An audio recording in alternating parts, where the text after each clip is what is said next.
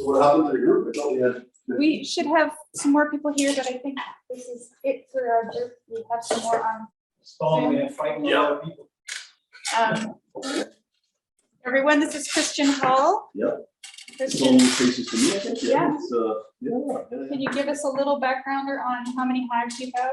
For sure. I run, currently I run 300 hives. We were a little bit bigger before, but we decided that going smaller and being a little bit more precise at what we do is just better for us. We can almost get the same results in a way on honey production by having less hives and keeping them healthier. You know, being able to get to them on time. Timing is everything when it comes to beekeeping. If you miss a few steps, well, you can notice it in the season. It'll affect you throughout the season, so for sure. But yeah, so I come from a background of farming. I've been farming for Lower Mainland here for the last 20-some years, growing cranberries and blueberries. And as a young boy, early on in my life, you know, my parents were also farming blueberries. So I come from farming. Beekeeping has always been a passion. I've been doing it commercially for 7 years now. And like I said, we've gone from having a lot more hives to now we're at 300, and I think it's going to be the magic number for us. Most of the season, you know, one guy can take care of it, but then once we're busy, it's two guys that can take care of it. So, yeah. Are we online? Yep, we're on. So what I plan on doing tonight is basically I'm just going to do a fairly quick recap of my season, how it went for us, a few things we discovered, things we noticed about our bees. I'll talk a little bit about genetics, what we've done, knowing that, you know, we have to be careful with what queens we use in the future. Also, nutrition is a big thing. We've changed our nutrition this year. We've decided to go to a complete different method following other beekeepers that have been doing it for 30, 40 years. So that'll be what I'll be talking about. So to start our season, basically, you know, like a lot of beekeepers, spring of 2020, or sorry, 2021, was a hard one. We lost a lot of bees over winter. We went into last fall, and when we hit November, we already knew that a lot of our hives were not going to make it. Mite counts were really high, and we tried just about everything to bring it down. But by the time we got to November, population in the hives had dropped drastically, and we know we were heading for a tough winter. Came into spring, and we had lost most of our bees. It was a year like that. That creates a lot of work for us. So we were two guys, cleaned out our equipment, ended up purchasing bees in the interior from Vernon. I had a fellow that I know well that had buckfast, a lot of Italian queens, and good genetics, good survival. So we picked up about 125 hives from him, and took him out. We brought him home here in April. A funny story about that: in April, we went to Vernon early April to pick up our bees, and we're coming down the Coquihalla, and it's a snowstorm. The bees on the truck, so in April, and blowing snow on top of the Coquihalla. We actually stopped, and we had bees that were starting to fly because we had to drive during the day. It was too cold at night, and so we're on top of the Coquihalla in a snowstorm with a load of bees on my truck. So that was a first for me. So that's quite funny. Yeah, but the bees are fine. You know, bees can survive that, no problem. So for us, yeah, we started the spring with 125 hives. And by the time we got to blueberry pollination, we brought them up to 300.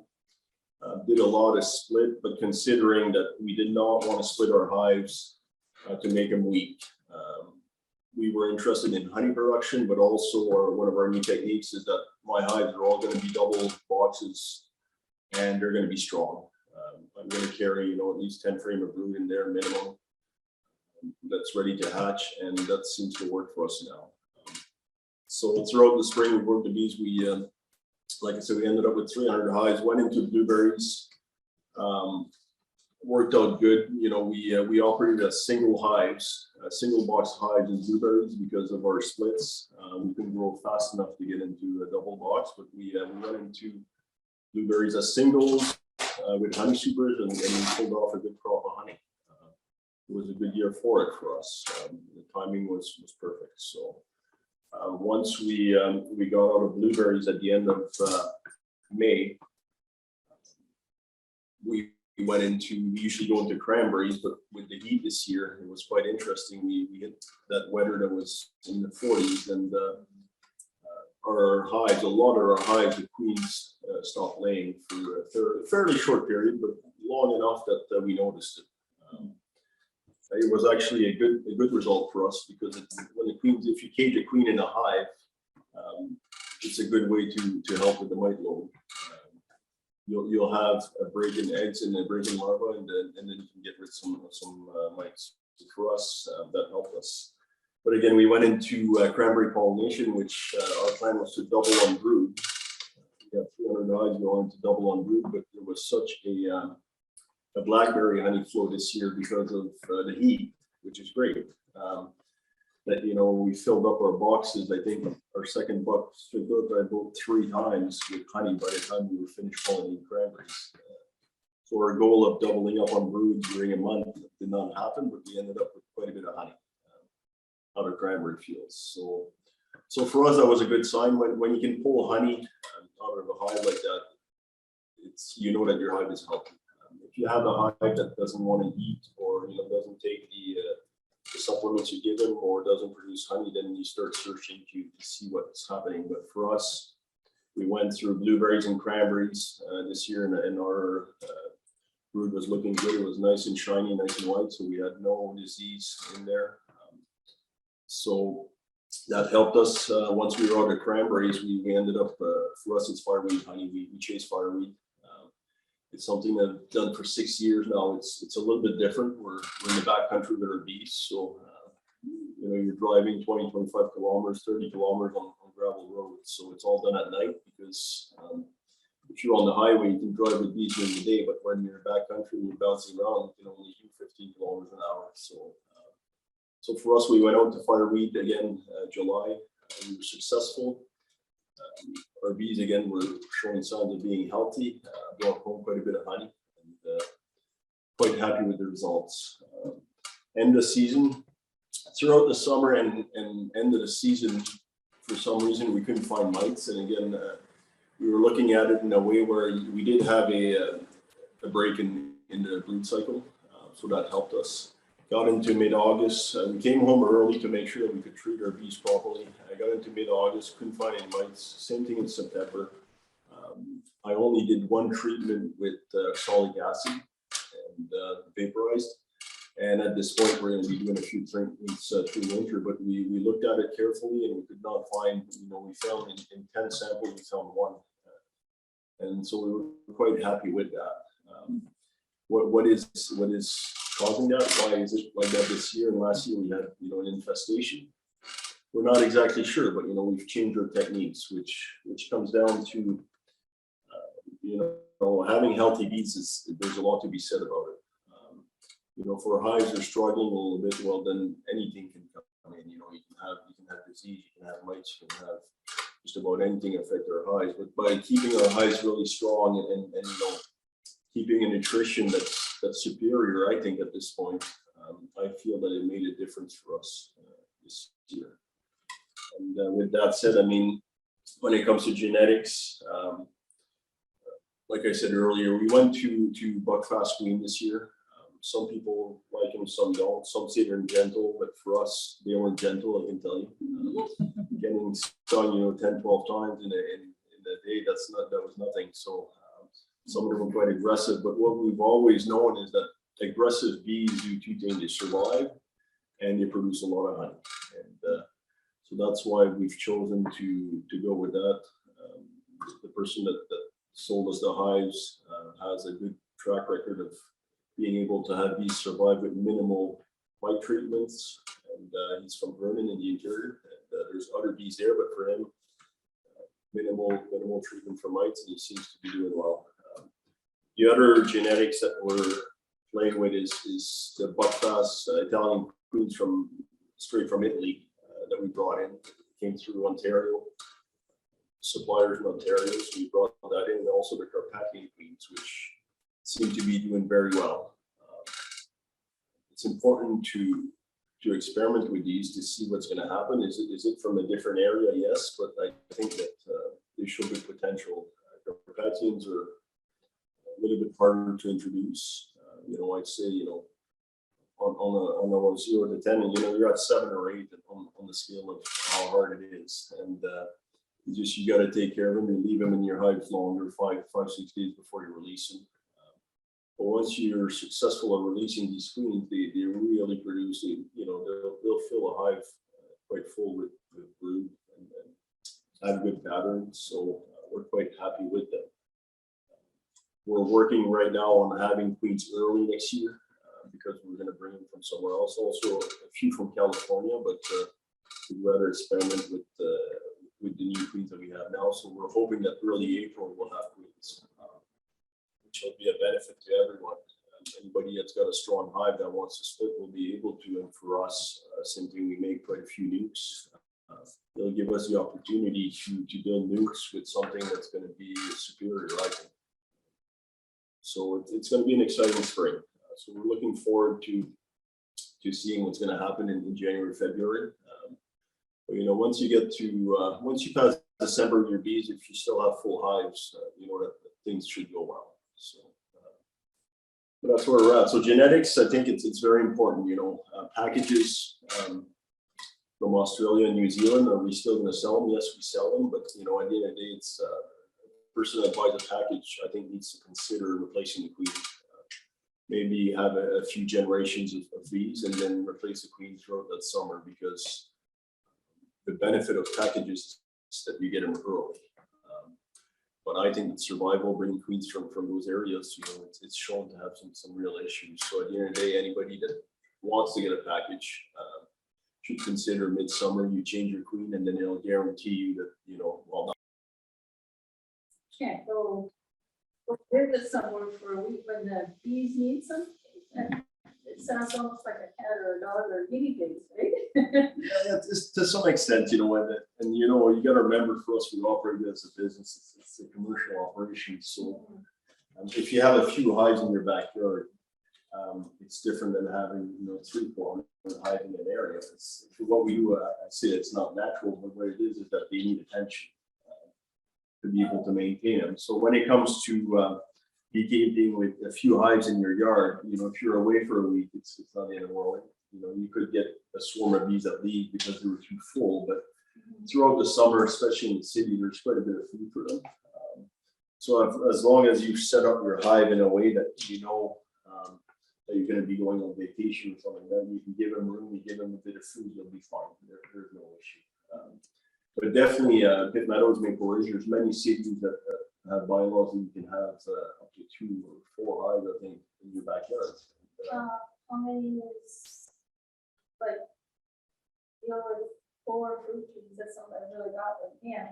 Although I'm starting to move into an actual garden, and I had 2 different kinds of tomato plants, and I noticed that 5 tomatoes with no seeds. And I was wondering if that had to do with lack of pollination or not, but I don't really know. But I think growing vegetables and such as that, you need something pollinated. Definitely.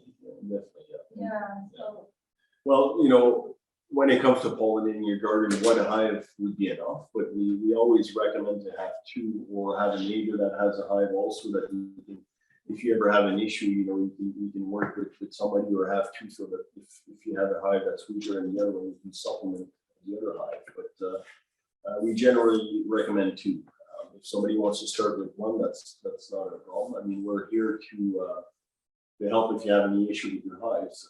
We got Christine that works here that does consults in the summer. She'll go out if somebody needs help for an hour and take a look and make sure that everything's okay. So, well, with the mason bees, I don't have to worry about it when it gets stung. Yeah.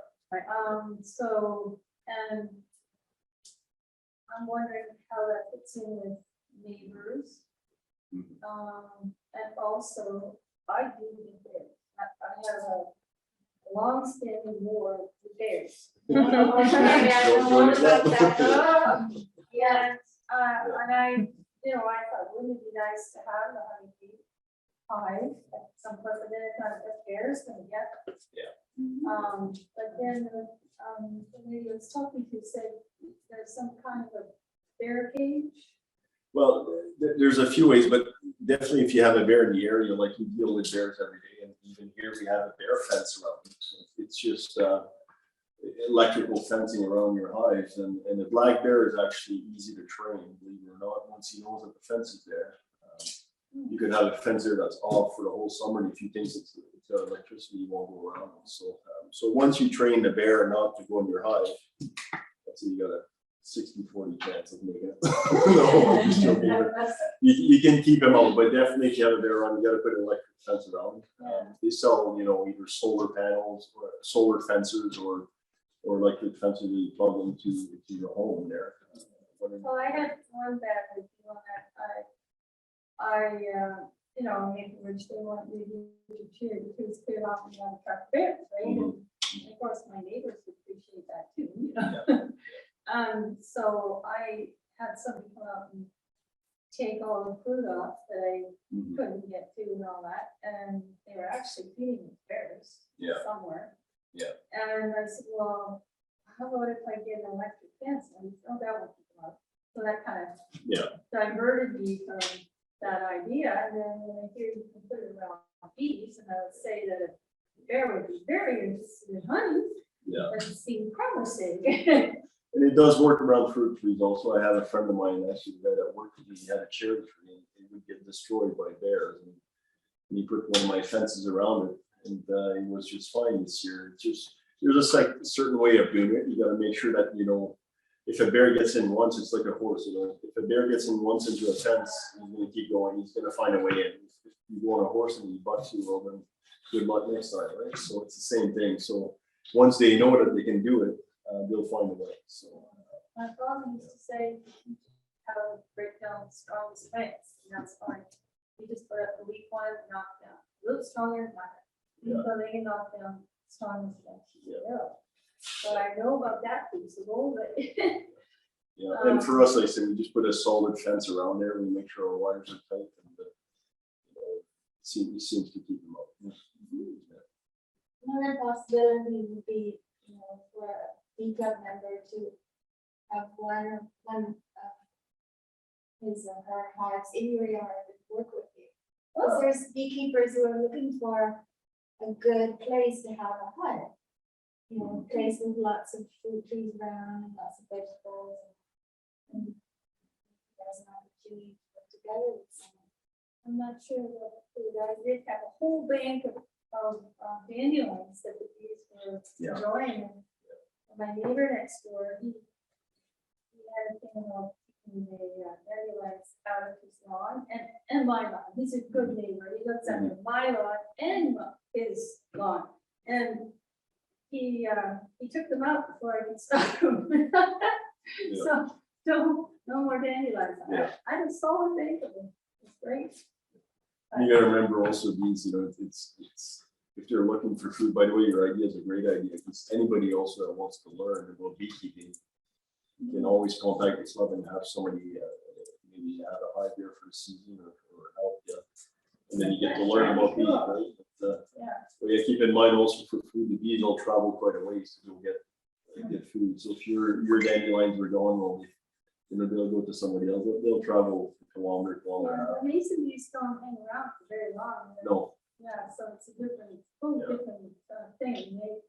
I have a stream that goes through that path, and it's clay. Perfect.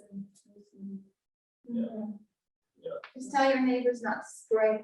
Well, But I know it's it's the byline. but that's not the same as what I had. I thought I was solid, third there. Gone.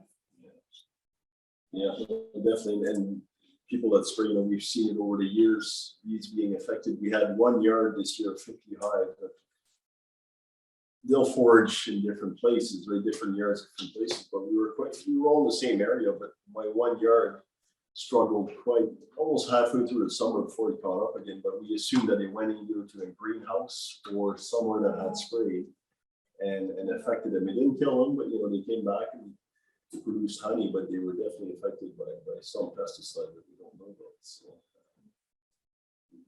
it was quite interesting. You mentioned something about ventilation, and one of the things I've noticed, I have a screen bottom board, and so underneath the screen bottom board is a piece of chloroplast, and every now and then I take it out. I've used Apivar to control mites, and I take it out every day to count the number of mites. Every day is mites. Every day is mites, right? Yeah. Dead mites. Yeah. But when it started raining, I noticed that the entire bottom board would be wet. It's inside, huh? Okay. So I'm just assuming that it's probably the cold hitting the bottom of it and condensing on the top. So I don't know how it's affecting inside. So what I did was I shoved a piece of 1-inch pink insulation foam kind of thing. So the bottom board is here, and I shoved it underneath. Underneath it. So now I've noticed it's not wet anymore. So I think maybe that's the one that solved it. But I never thought of putting a hole on top. I have a quilt box on top that I made myself. Yeah. And I figured that would be enough, but there's no holes. Only the bottom. It all depends on the techniques. For us, we all have, I always keep a top entrance on my hives, and strong hives won't have a problem. If you have a weak hive and something, well, once it's weak, it's hard to say. But with strong hive, there's absolutely no problem. So I've had boxes that have had holes like this big in the side of them, and I don't close them. I leave them open on purpose because ventilation seems to help them. Yeah, for sure. But yeah, definitely check your lid also. You lift just, if you have an inner cover, just lift your lid. If you have moisture inside it, that's a sign that there's, Well, I have the box, and then I have my quilt box, and then I have my lid. So I take out the lid, and I don't see the bees. I just see the quilt box with all the sheaves and everything's dry. Yeah. Right. So I guess something's working. Yeah, Right. that's good. That's good. For sure. You want to pull out screen board in the winter time? If you leave it there, you have a slider that goes in, like you were saying there, not vinyl, but whatever it is, it's a white board. Yeah, it's good to put it over. So you can have closed off, either have a screen or one screen. But if you can close off, I wouldn't leave the hole underneath open for winter. Do you leave it fully open or no? It's too much. Yeah, and There then you go. we have replacements for this, if you do leave it in winter and it, it's get a little bit. That's what. This is So the what I screen did was bottom board. I covered the, so there's a gap, right? There's a gap. We thought you have a nice piece of wood down there that covers the whole thing. Yeah. So we thought that piece of wood, there's a 1-inch gap down there. Okay. And what I mean, a giant piece of wood in there. Yeah. No more gap. Well, you definitely don't want to leave it open for the winter. You want to, it'll be too much for them. The weather here is not like other places. You have places it's -20 all winter. Here, it's moisture that affects us the most. There's a few friends of mine that have bees in Pemberton, and it's funny, you have winter there, but it melts a lot in winter, so you'll get a lot of snow, but then it gets warm. Hot, cold, and they have a hard time keeping bees. It's just really hard on them. But you go to the other side of the country in Quebec, and I've got pictures of guys that they're digging out their hives in the winter. They're 4 feet under snow, and they're just fine. Snow is definitely a good insulator, but they don't wrap their hives at all. They just stay out there in the cold. So cold is not really a killer, but moisture will definitely hurt them. So, yeah. Just imagine us being cold wet and then cold, so you want to keep the bees dry so that the cold that we do get doesn't affect them very much.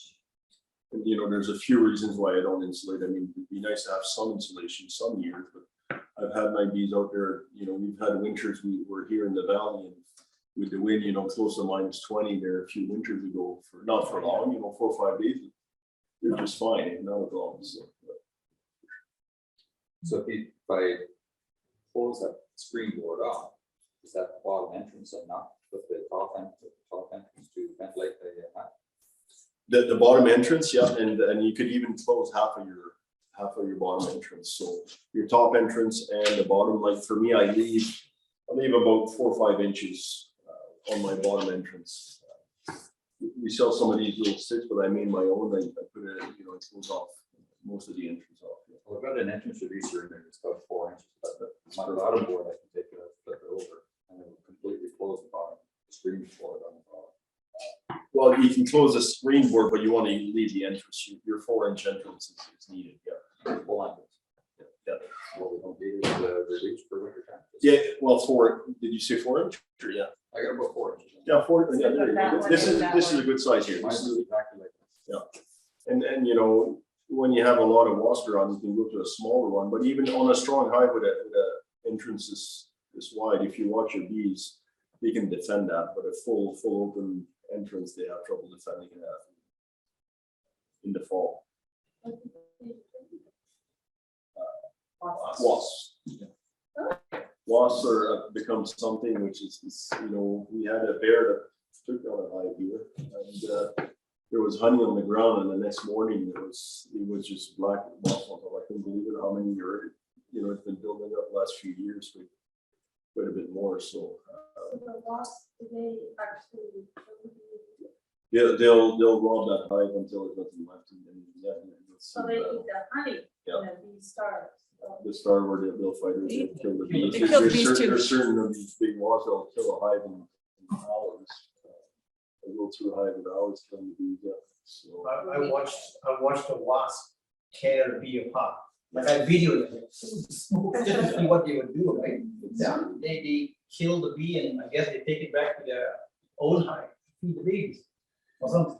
yeah. I know the mason bees, the wasp will lay their egg on the cocoon of the mason bee. Yeah. And then, that will eat the pollen that the baby mason bee is supposed to eat. Mhm. And they do, I know when I took apart my bee house, I know you're supposed to do that, cleaning and all that, but I was way past that, and I figured my bee house was just about mostly not there, and I thought, well, I might as well just go through and have a look. Mhm. And there's these little grub things, a lot of them, little grub things, and I don't know what they were. I'm not sure. We do have an expert that has, Yeah, we'll have Yeah. Mason the expert in the spring. you'll have a session, right? Yeah, we'll be doing a session in the spring for Mason bees. Yeah. I don't know what that was, He'll be able to tell you. I don't know either. Not heroic. No. but in my head, That's the scary one. Yeah. it's little white grub things. No legs or anything like that, just. Like, almost like tomatoes, yeah. Although I was some native. So I don't know. But I mean, they do their tunnels, right? And then they walk each cocoon off. And they were in there. So, how do you get it? Does anybody have questions Any on questions? Zoom? Your volume is off, is it? Nope, they can hear us. It's just, if you want to ask a question, maybe turn your volume off. Anybody have questions?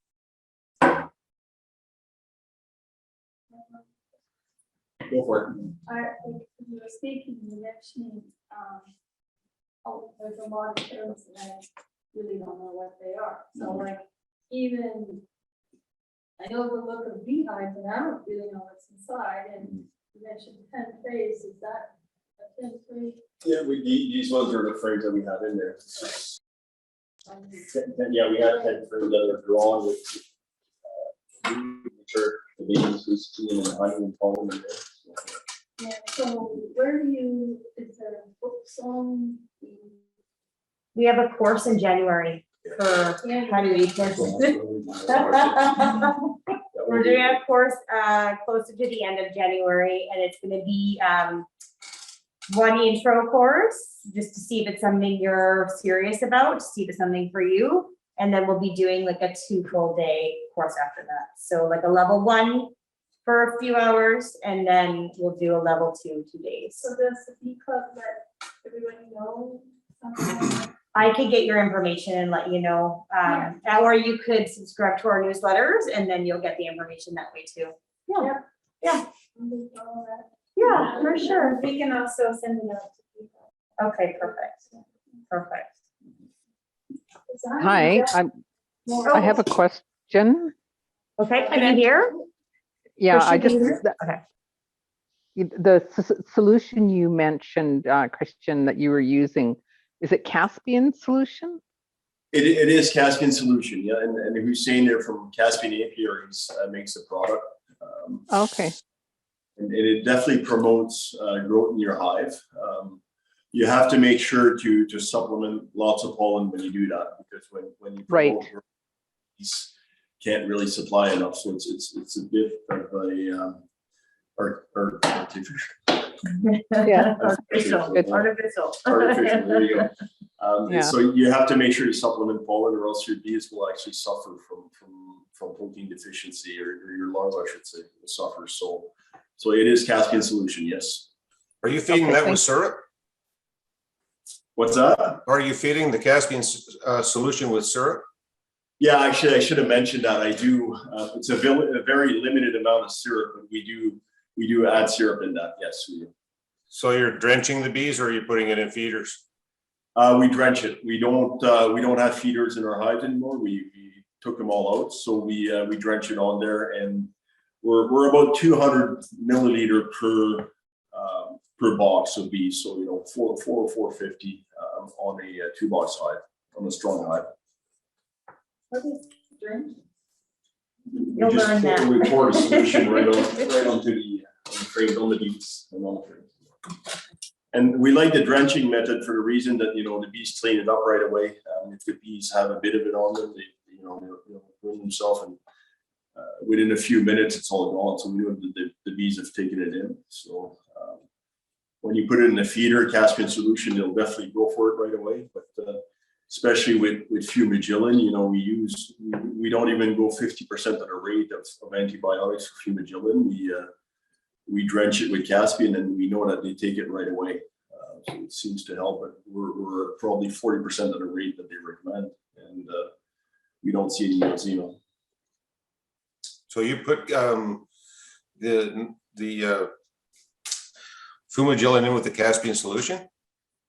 In the spring and in the fall, yes, we do that. We mix it in and then we drench it onto our frames, and this way we know that the bees take it right away. Yeah, perfect. So Christian, do you have a recipe for that, like a ratio that you use, or is it included in the product?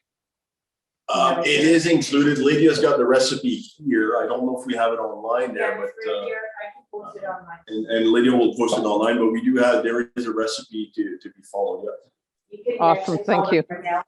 Oh, and then I can mention it quickly here, just for let's see here. Caspian Solution recipe. Well, very nice. So 60 gram of Caspian. Sorry, Lydia, how much are you making? I don't know. I think it might be a larger quantity. Yeah, that's large. Yeah, no, you're making a 20 liter solution here. So we do have the recipe for smaller amounts too, but basically you got your Caspian going in, pollen and honey as just to promote the bees to eat it. They seem to love it, and then syrup and a bit of hot water, warm water. Sorry, I should say hot water. Hot water, especially if you're putting antibiotics, you want to be careful. But warm water, so warm water, syrup, honey, and pollen, and Caspian. Good, thank you very much. Great. Christian, sorry. Sorry, more questions, please. Yeah, you mentioned something about the timetable. Timing is so crucial. Mm-hmm. You think you could publish something like that? Well, that's where, next spring I got to be careful, because we get quite busy there, and I'm the guy that wants to do everything. So, but our goal is to have a YouTube channel next spring to be able to, we don't have to show everything, but we can show all the techniques that we do, and then people can follow that, and maybe a blog. I think at our store here, the best thing would be to have a weekly board that people can come in and have a look, and go online. It'll be posted online, but we definitely want to get to the place where beekeepers can follow us, and if they have any questions, we're always around. I'm around. Christine is good also.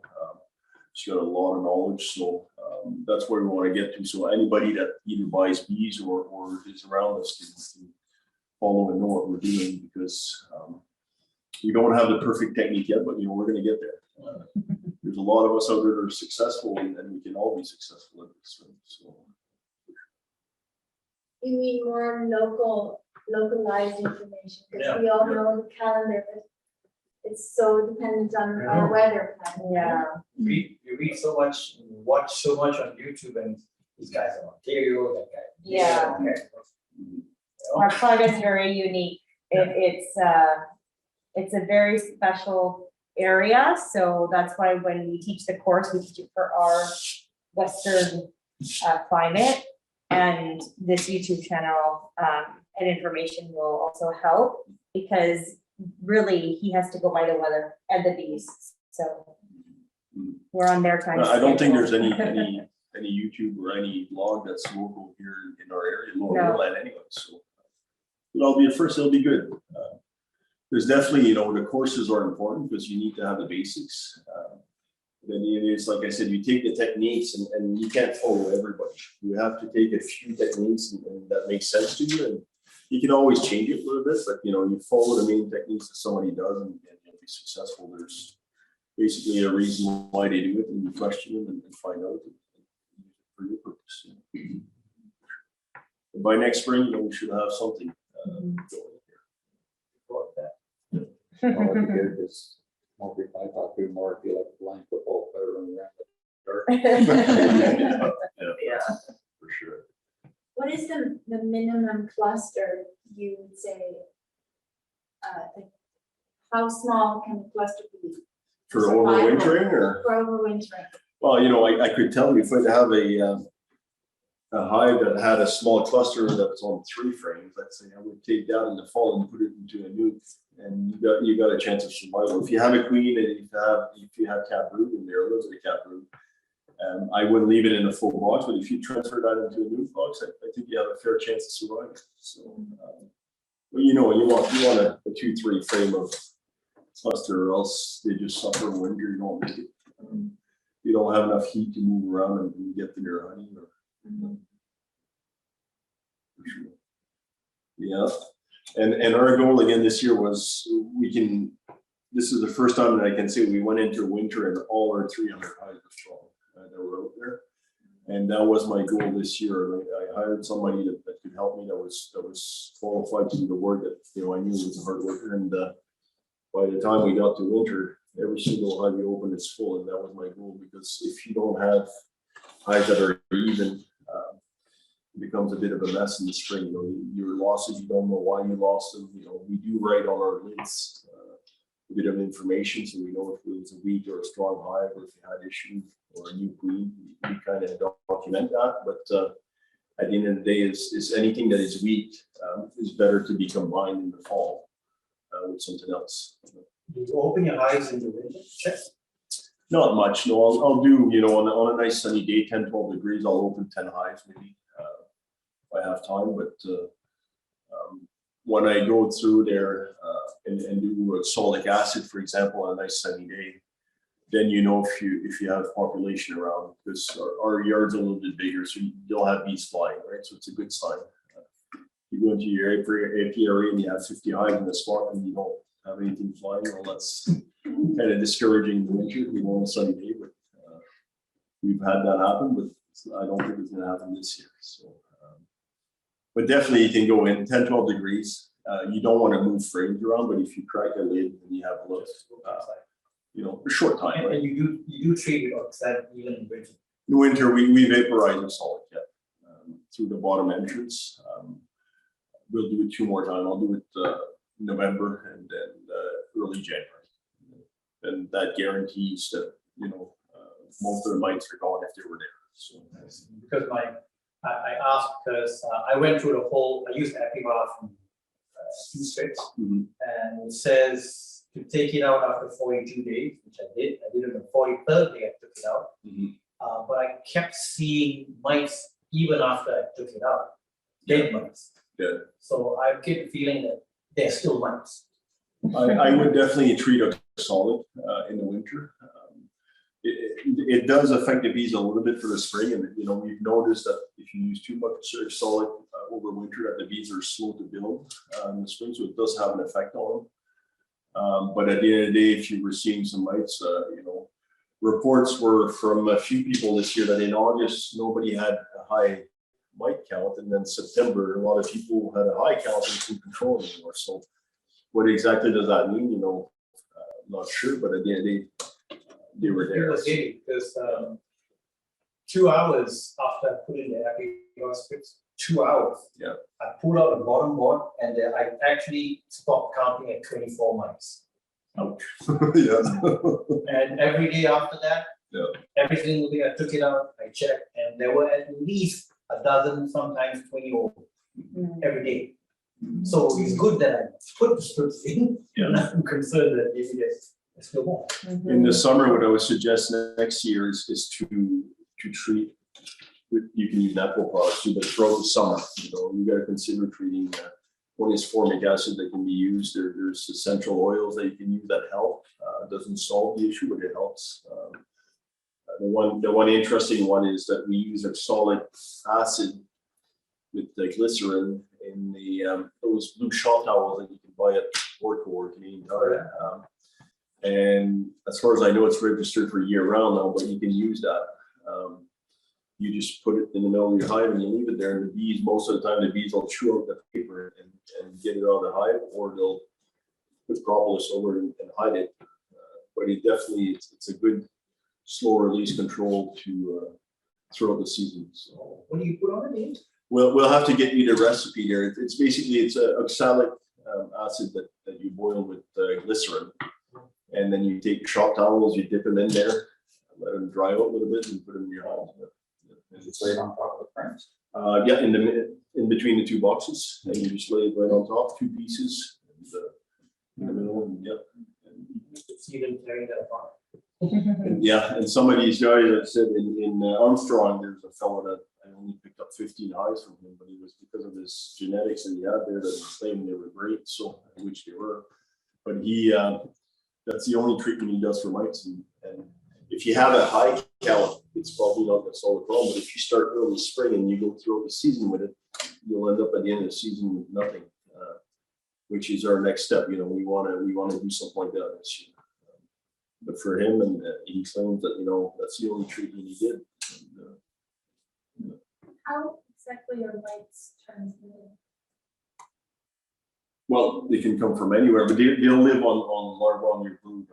In your brood cells, but they can actually come from the outside. If you have a neighbor that's got hives, so they can, if you don't have any mites in your hives, they can come So from it's your from hives. bees touching bees.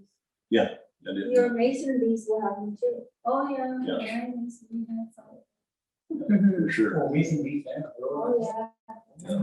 Yeah. Call what destructor mites. Mm. It's like Yeah, you transformer never- stuff. They were really hard on honeybees, to know about mason bees, but I found out they just can't fly, so they have to fall on the little house, all covered with yellow stuff. We're hopeful that and it's on its way. Europe, many places are doing studies on natural products that will help us in the future, not only for mites but for general bee health. Because 20, 25 years ago, beekeeping was different. People just had bees and you could watch them. There was lots of bees, right? So what we're dealing with today is not normal. So we're hoping that it'll change. Yeah, when I was a kid, we always had to watch if we were barefoot, look across the water. Watch for the bees. And they're just not there. For sure. Yeah, no, it is different, and commercially for us, we replace a lot of our bees, and is it sustainable? To some extent it is, but we have to produce a lot of honey. We have to have the revenue per hive to be able to sustain that. So, but definitely, the day that we have, and I'm all for natural products, the day that we come up with something that's great and we're going to be using it, because it'll Well, definitely help we've us. got the new one from Apivita, the same ones that make Apifit and Nosivit. They have also Veritol, which is their Varroa treatment, but this is new. You haven't even tried it, I don't think, yet. So that one's yet to be determined if it's effective or not. But all the other products are really good, so. Have you had any luck with the potassium one, the hop guard? Top guard. Yeah. Hopper, I haven't tried. No, there's, Lydia would have a few reports from some beekeepers using it. Well, the problem with hop guard for us was that we brought it in last year when the royal count was outrageous. So we don't know its effectiveness because it was such a strange year last year. But this year we have had people buy it and we haven't heard if it hasn't been effective. So we're assuming that they did work. So yeah, but we have heard good things about it. And that's why we did bring it in. But it would be ideal if Christian would try it out and see what his thoughts were on it. And then we could report that back because it's nice to be able for us to try the products we have. But we have a lot of products in here, so it's hard to try everything. Okay, we'll probably wrap up. There's no more questions from anybody. Just one. Thank you. That was good. Thanks. Alternating mite treatment. Definitely, and you know, definitely alternating is good, and also Apivar, there's a lot of resistance showing, especially, you know, the one thing that we have to be careful is some people will leave it in their hives over winter, and now that's a perfect scenario to create resistance, right? So Apivar showing resistance, so, you know, between formic, you know, I'm a fan of formic and exolic. For two reasons, it's cheap. So, you know, when you use a lot of it, you gotta be careful. Apivar is quite expensive, and I haven't used Apivar in 2 years now because we seem to put it in our hives, and over the years, the bee seems to have had resistance over it. So, yeah. Yeah, I've got some Apivar there. Someone suggested I don't. So I've been using salad, but Yeah. just one question. If you keep using it, they become resistant to that. You should use something else. And I would recommend, you know, once a year or every other year, you know, yeah, I wouldn't see it being a problem, but don't use it in the spring because you have mites, and then use it in the fall. That's an issue. Yeah, Right? So, what they recommend is Apivar in the fall and then formic in the spring, because formic's really hard on your queen. So going into fall, you don't want your queen to have any issues because then you can't replace her. So that's kind of, so usually, well, what Christine was taught and what we used to teach in the courses here was formic in the spring, Apivar in the fall, oxalic in winter. Well, I only have oxalic, so it's. you're good to go. Yeah, they'll definitely will have a resistance on that. So, for sure. Good. Yeah, Agneta, did you want to? Thank you so much. This is really informative. How many people do we have on Zoom?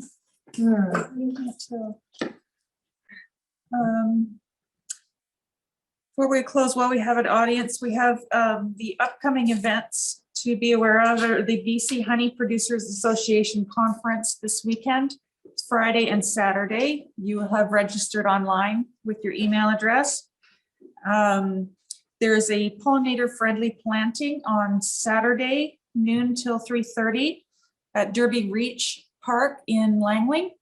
I'm going, so if anybody wants to carpool, they're looking for volunteers to get out there and get dirty.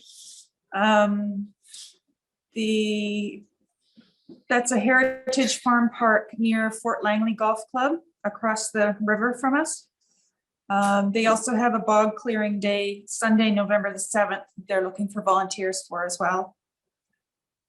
And our next Bee Club meeting is November the 22nd, 7:30 at the Grow and Gather at East Maple Ridge. Thank you, Lynn. Thank you. Thanks very much. Good evening.